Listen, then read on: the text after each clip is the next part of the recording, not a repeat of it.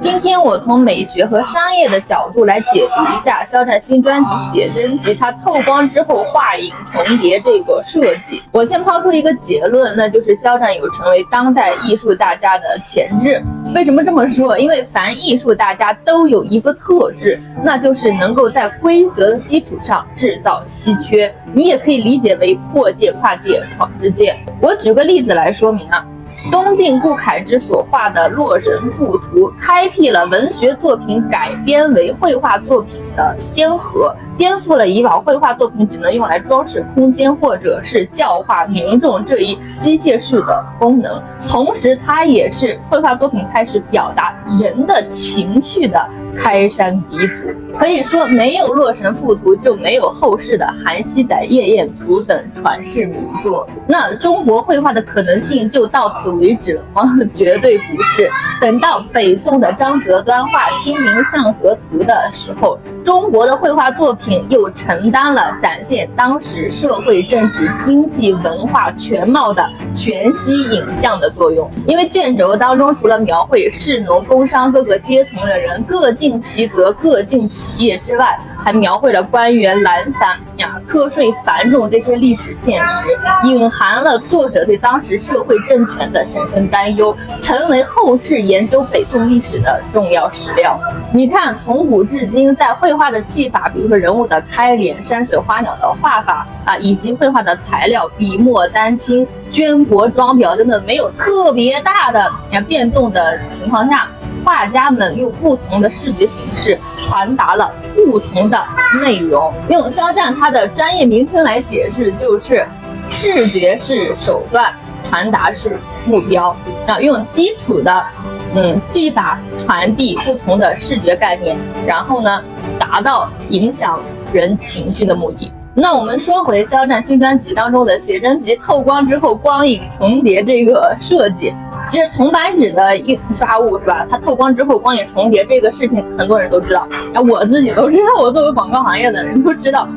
那为什么肖战的这个设计引起这么大的反响呢？是因为它就是在规则的基础上制造了一个稀缺的视觉形式，也就是未来的自己会无数次的拯救过去的自己于水火之中。但凡2020年他少被网暴一天，都产生不了这么极致的情绪。说完美学的部分，我们再来进行一下商业角度的解读。我问大家一个问题，为什么不早不晚，偏偏是这个时间点爆出来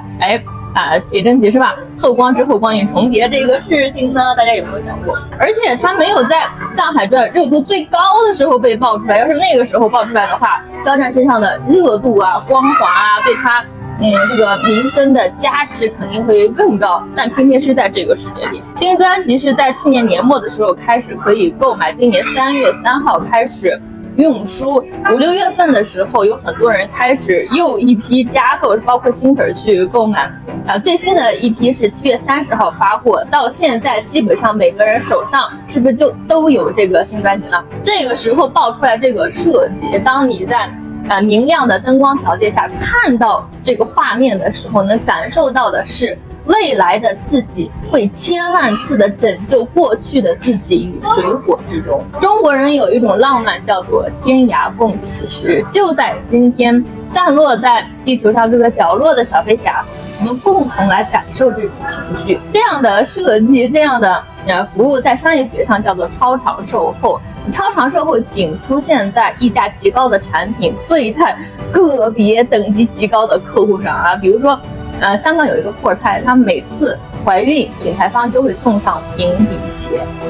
那一般的散盒你买个包啥的，他只会给你1年保质期，或者是以后免费清洗更换五金等等服务，对不对？那超长售后它只是个别人才能够享受得到的。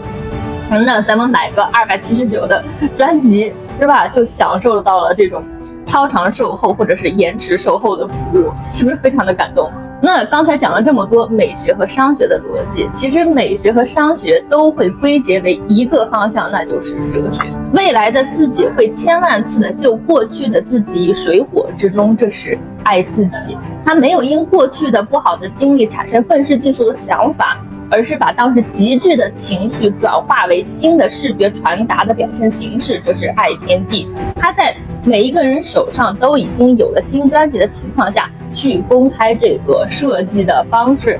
是爱中人。可能很多经历过2020年的小飞侠知道，整个2020年他没有请水军或者是公关团队去替自己发声，而是默默承受这一切。他不怕受苦，但是害怕很多无辜的小飞侠因他而受苦，所以解散了后援会。等2020年的风波过去，他21年开始筹备这个新专辑，到今天，所有的这些设计的巧思就捧在我们手上。我想跟所有正在经历不好事情的小飞侠说，不管你现在面临的是什么，哪怕全世界都抛弃你，你放心，总有一个人用他的方式爱着你。那回到今天这条视频的开头我说的那个结论，肖战有成为当代艺术大家的潜质，除了他能够在规则的基础上制造稀缺之外，更重要的是他心中有爱。爱是美的核心，美是爱的呈现。肖战曾说，如果有机会的话，我觉得我的第二梦想应该是做一名传承美的艺术家。他一定会的，我们都是见证者。